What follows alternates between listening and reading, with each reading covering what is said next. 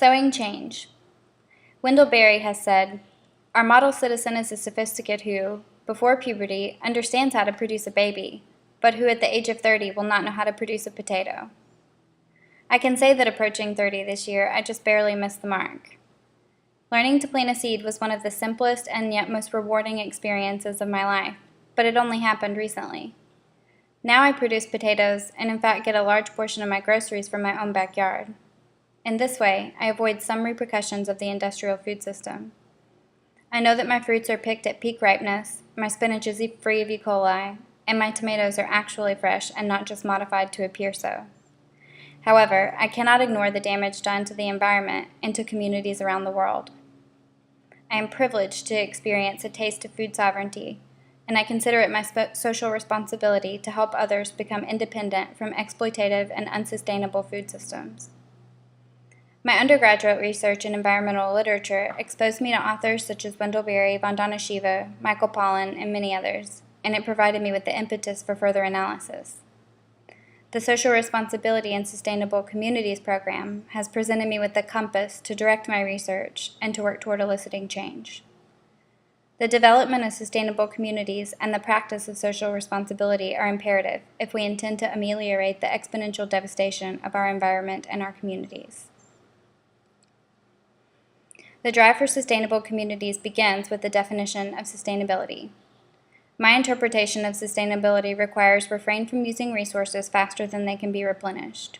It implies a balance of give and take. This definition is comparable to the definition established by the Brundtland Report, which indicates that the needs of the present be met without compromising the future. Preparing for future preservation is a daunting task given that societal needs are multifaceted. We therefore require an adaptable approach. In addition to environmental reform, we must consider congruous social, economic, and cultural development in order to achieve sustainability. After all, the exploitation of resources and communities is a socioeconomic dilemma, as well as an environmental catastrophe, and it directly opposes sustainability. We cannot repair one segment of society with faulty framework. We must establish a new paradigm and apply it to every aspect of our lives. Because sustainability affects every facet of our lives, narrowing the focus makes it more manageable. I decided to start with myself. In ICSR 510, I learned the importance of public narrative. In his article, "What is Public Narrative?" Marshall Gantz explains, "Because we use narrative to engage the head and the heart, it both instructs and inspires, teaching us not only how we ought to act, but motivating us to act, and thus engaging the hands as well." Barbara Kingsolver's personal narrative was preeminent in its ability to engage my head, heart, and hands.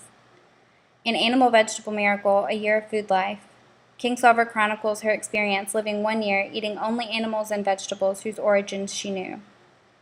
She and her family decided to move across the country to live in a place that could sustain them.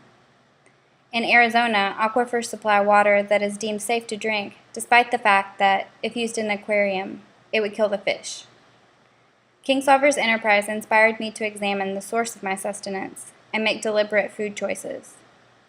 She asserts, "When we walked away as a nation from the land, our knowledge of food production fell away from us like dirt in a laundry soap commercial. I want to regain that knowledge. I want to wallow in it." Kingsolver exemplifies how personal narrative can inspire others.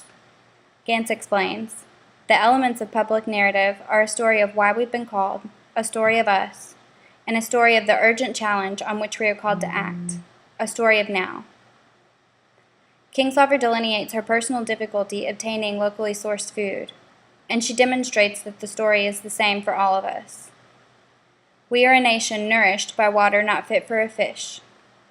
That is indicative of the urgent challenge we face. My story began with my head in books and continues with my hands in the soil. Not long after I started reading environmental literature, I decided to break ground. I barely had the faintest idea of where to start. I was a city kid, and no one passed down any gardening knowledge to me. I then knew firsthand what Kingsolver meant when she said, "We don't know beans about beans." Although successful gardening did not come easy to me, it was simultaneously a lot simpler than I expected. I was skeptical when I pinched the first tiny seed from the palm of my hand and dropped it into the ground. It was so small, I wasn't even sure it landed in the right place. Much to my surprise, it sprouted, and with it grew my penchant for gardening. My focus then shifted its weight from my head and my heart to my hands. Throughout my years of research, I've been discovering the ills of industrial agriculture and articulating my opposition.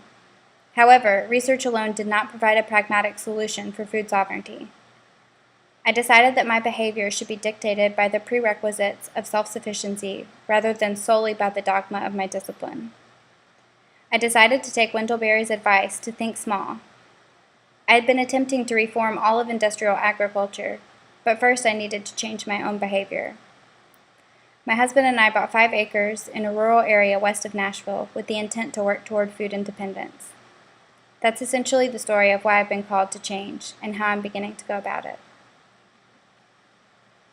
Although I knew the first step was my own self-sufficiency, I also began to realize the extent to which community plays an important role in change. I wanted to see how my story related to the story of us.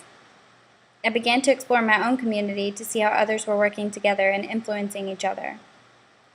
My familiarity with Alice Waters led me to develop my ICSR 540 research project around the idea of establishing farm-to-school programs in my area.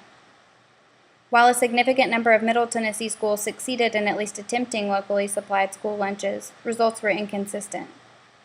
I realized that my community shared my desire to change the school food system, but lacked dependable suppliers. This reiterated my desire to act as a steward for the land and to investigate ways in which other communities were doing so. The Moses Organic Farming Conference in La Crosse, Wisconsin, provided the perfect opportunity. Moses is the country's largest conference on organic and sustainable farming. Interacting with farmers from all over the country broadened my scope from my local community to a coalition of communities with similar interests. Moses was the largest gathering of people with a shared vision that I had experienced, and it instilled me with a renewed sense of purpose and hope. One of the presenters was permaculturalist Mark Shepard. Shepard developed the idea of restoration agriculture, which focuses on redesigning agriculture in nature's image. Shepard contends that the current food system cannot and is not providing adequate nourishment, and we must quickly and quite literally start taking matters into our own hands. His personal narrative portrayed the development of the 110-acre New Forest farm. Shepard's perennial ecosystem design incorporates plants, animals, and people in a sustainable system. And guess what? It works.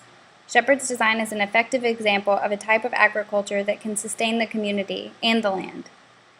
Perhaps a network of similar communities can, in fact, feed the world. The desire for change is evident, and it resonates with each booming applause from presentations like Shepard's.